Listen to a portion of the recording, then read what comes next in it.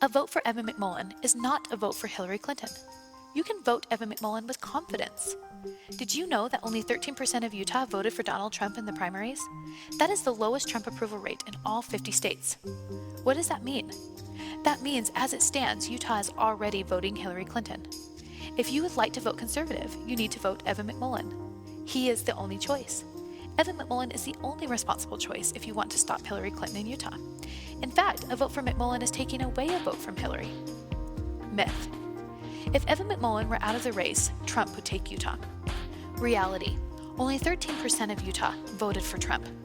To take votes away from Hillary, we have to have a third party. McMullin not only is an excellent candidate, he has been the only one to stand up for what we believe in. This is bringing those who would otherwise abstain from voting, as a matter of principle, out to vote because they finally have a candidate that they can vote for with confidence and with a clean conscience. By voting for Evan McMullin, in actuality, you are taking votes away from Hillary while being the voice for conservatives nationwide. 63% of voters nationwide don't want Trump or Clinton. Voting for Evan McMullin is not just a vote that simply appeases your conscience, but it is a strategic play that simultaneously supports your morals. You already know McMullin is a great candidate. However, if out of fear you think your only chance is to vote for the lesser evil, consider this. This is how Evan McMullin taking Utah affects the electoral votes nationwide. You must understand how electoral votes work. For one to be elected president, they must have 270 electoral votes. If you add McMullin to the equation, there is only 4 possible ways this election could play out, none of which helps or assists Hillary Clinton win the presidency. Let's look at these 4 possibilities. Possibility 1. Clinton wins the presidency by a landslide. Clinton wins by a huge majority in Electoral College. Trump is not even close to the 270 electoral votes needed. Let's look at an example of this.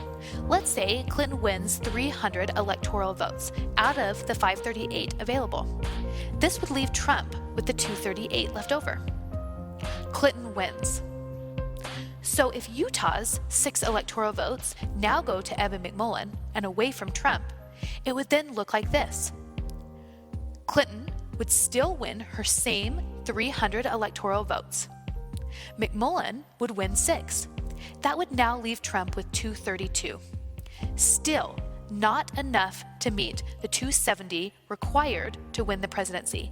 Clinton still wins, with or without Utah's votes. Possibility 2. Clinton wins, but the race is very close. Clinton wins by a marginal electoral difference. Trump still is under the required 270 electoral majority required to win. In this example, assume the tightest race possible, that Hillary still wins. Let's say Clinton received 270 of the electoral votes. That would leave Trump with 268. Hillary Clinton wins. Now let's look if Utah's 6 electoral votes go to Evan McMullin and away from Trump. It now looks like this.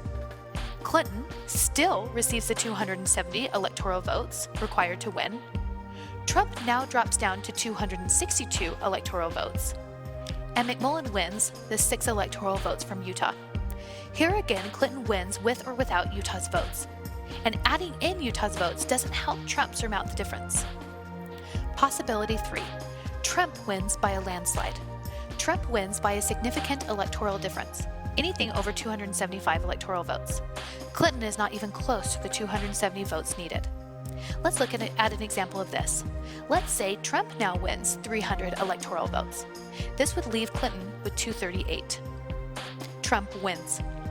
So now let's look if Utah's 6 electoral votes go to Evan McMullin and not Trump. It now looks like this.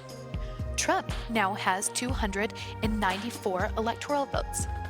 Clinton stays at her 238, and now McMullin has 6 that he won from Utah. Trump still wins with or without Utah's votes. Possibility 4. Trump wins and the race is close. Trump wins by a very minimal electoral difference. Clinton still is under the required 270 electoral majority to win. In this example, assume the tightest race possible, that Trump still wins to illustrate my point. Let's say Trump wins with 270 electoral votes. That would mean Clinton received 268 electoral votes. Trump wins with the required 270 electoral votes. So now let's look if Utah's 6 electoral votes go to McMullin and away from Trump. It would now look like this. Clinton still has 268 electoral votes. That does not change. Trump now has 264 electoral votes, and McMullin has 6. All 3 candidates lack the required 270 electoral votes to win the presidency. Here, Evan McMullin stopped Trump from winning, but he did not help Hillary Clinton because she also lacks the required 270 to win the election. This is the only scenario in which McMullin has a chance of victory. If no one receives a majority of electoral votes, the election is sent to the U.S. House of Representatives, where the top 3 contenders, Donald Trump, Hillary Clinton, and Evan McMullin, will face off with each state casting a single vote. Whoever wins a majority of states in this fashion would win the election. Republicans dominate the House of Representatives. Moreover, most states have more Republican representatives than Democratic ones. Some have also argued that the House of Representatives is very unlikely to swing in the favor of Hillary, given the contentious relationship with Obama over the last 8 years. We are therefore left with Trump and McMullin as realistic options. So what if Trump wins in the House? The benefit of Trump winning in the House is that the House is currently split 3 ways instead of the traditional 2. Conservatives are split. 160 Republican leaders in the House do not support Trump, and 36 of those have openly announced they're voting for Hillary. This split in conservatism will be very damaging in the House of Representatives moving forward. If Trump wins in the House instead of by electoral vote, it will help unite the House to come together and vote for Trump, which is the first step to repairing the relationship between conservatives in the House of Representatives. Well, now, what if Evan won in the House? Evan McMullin is the voice for a new conservative movement, a movement to bridge the gap within the Conservative Party that has been increasingly widening over the last 10 years. Evan McMullin is the Abraham Lincoln of our day, paving the way for a new conservative movement. No matter the scenario, Evan McMullin's victory in Utah does not help or assist Hillary Clinton win the presidency. As you can see, Utah's choice of Evan McMullin does not help Hillary Clinton clinch the presidential race. And the only way it hurts Trump is if Evan McMullin wins in the House vote. So when people say, why would you hurt Trump for someone that has no chance of winning, the argument doesn't hold up. Because the only way you actually hurt Trump is in fact when Evan McMullin has a chance of becoming president. Governor Pence recently came to Utah, and he told voters that if they're questioning their Trump vote, to come back home, to come home and vote for Trump. If you're at home voting for Donald Trump, I'm not trying to convince you to vote for Evan McMullin or sway your vote. However, if voting for Donald Trump does not resonate with you, if you don't feel at home with voting for Donald Trump, you do not have to vote for Trump out of fear. A vote for Evan McMullin does not help Hillary Clinton win the presidency. Utah has given you the opportunity to have a true voice. It's amazing to live here and to witness what is happening in our state.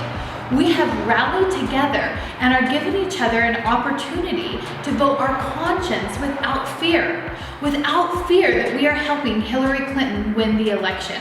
Be the voice for 87% of the state that did not vote Donald Trump in the primaries.